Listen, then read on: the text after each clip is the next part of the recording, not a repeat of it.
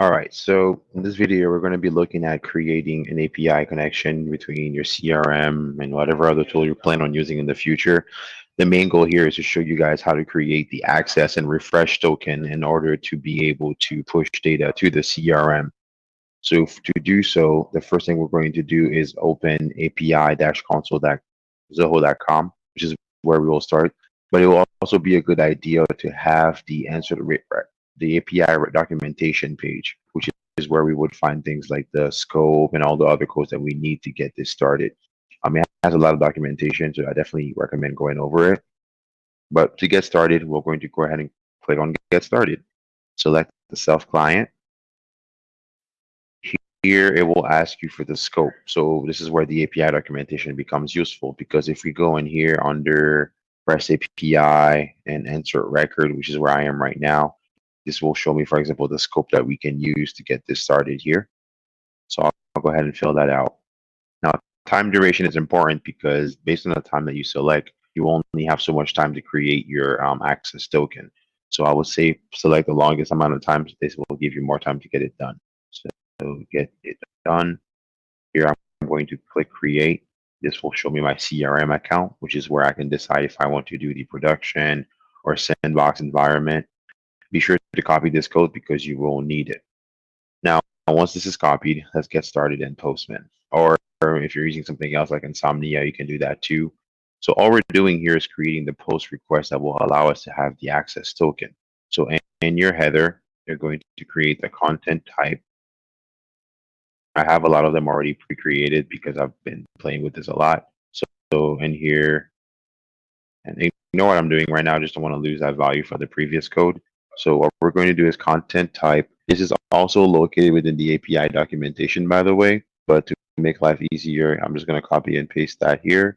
So content type is going to be this value you see here, application, so on. Let me just go ahead and take that back.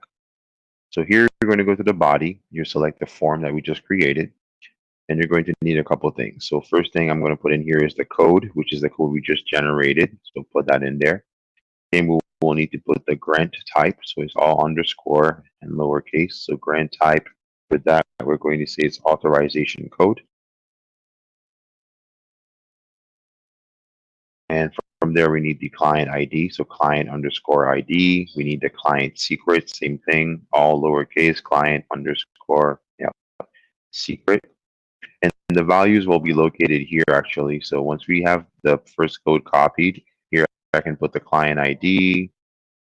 Here we would go for the client secret. And we also need a redirect underscore URI, which could be something like HTTP semicolon // welcome / your callback. I don't know, I'm making this up here. In addition, here we haven't posted the actual URL. We're posting that data too, right? So for the post URL is going to be the one you see here. But to know where to find that in this documentation, if you go to the very start under the authorization section here and generate tokens, this would show you, for example, the US one. You would put that, and you would also include the last beat here to complete this. So pretty much you can see this is what I have. So if we have the URL right, we have the grant type, the authorization, all that stuff in here. If I click on send, and hopefully I get the correct error. Well, let's see. HTTPS, that's correct. Code is correct. Grant type should be correct. Client ID, client secret. Oops, I misspelled client.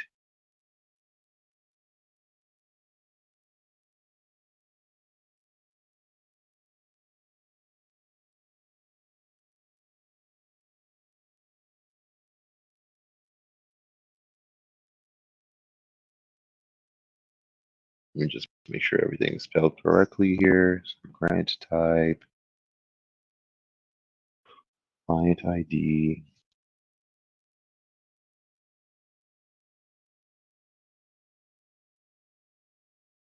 Client secret, redirect URI,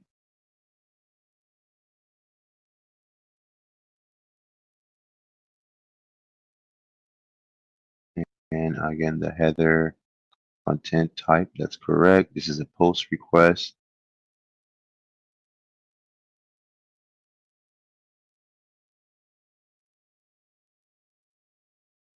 Voila.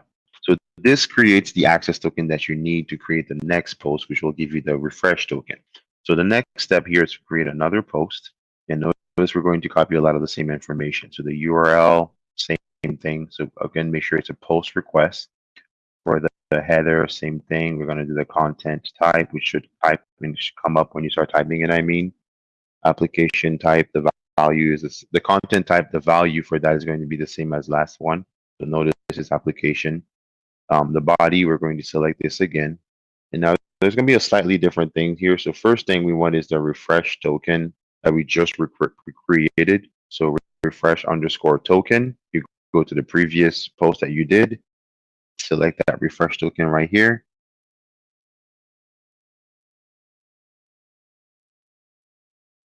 Put that in there. Once you get your refresh token, again, make sure there's no error because I keep copying and paste, so that comes in with some errors there. And you need the client ID again. Client secret. And the grant. So we have all the information here. Again, for the client ID and the client secret, you can just go back in here and find that. So client ID, client secret, and grant type in this case will be refresh underscore token. And let's see if everything works. Yata. So we have a success 200 right here. So now we have the access token. So at this point, you're technically done, but to make sure this works, let's test sending something out to the CRM. So I'm going to create open another tab. This will again be another post request, but now this is changing because we're not sending we're actually sending to a specific module, right? We have to specify what module is the data going to be going to. So what we need to do is in here for the post request, we need to select that module that we're sending the data to. So I'm going to do leads because for the sake of this example, I emptied my leads module. So here, notice the value, right? And that's the whole idea. When you're looking at the documentation in here to send data, REST API, insert records. So you get a lot more information here on the module that you're supposed to specify that you're sending the data to, and so on. Okay, so we have that. What I'm going to do here is go ahead and fill up the information that we need. So for the head, this is also going to be different. Notice here, all I'm doing is putting authorization. And the value for authorization is going to be ZOHO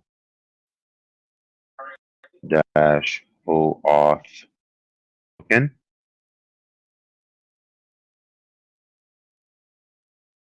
You're going to put a space, and you're going to get the access token from the last post that you just created. So the most recent post, not the first one, but the last post that was successful. So take the access token in here, copy that, and in here under ZOHO auth token, you're going to put a space and then put that in there. So that will be for the head. The body is where the data itself is going to go, right? So whatever you're going to be pushing into the system. So in this case, we would do data. We're creating an array. It's going to have all that stuff in it. So actually, semicolon here, data, and then. So I have a JSON file already that I'm going to copy and paste in here. And the main idea is that I have the JSON file. Notice in my CRM right now, there are no leads. It's empty. So if I put that in here, and I hope I have everything right. Let's do a send. Success. So I should have pushed data now into the CRM. And if I do a quick refresh here,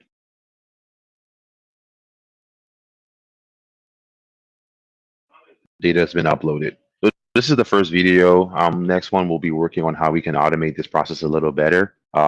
Thank you for watching. Happy coding.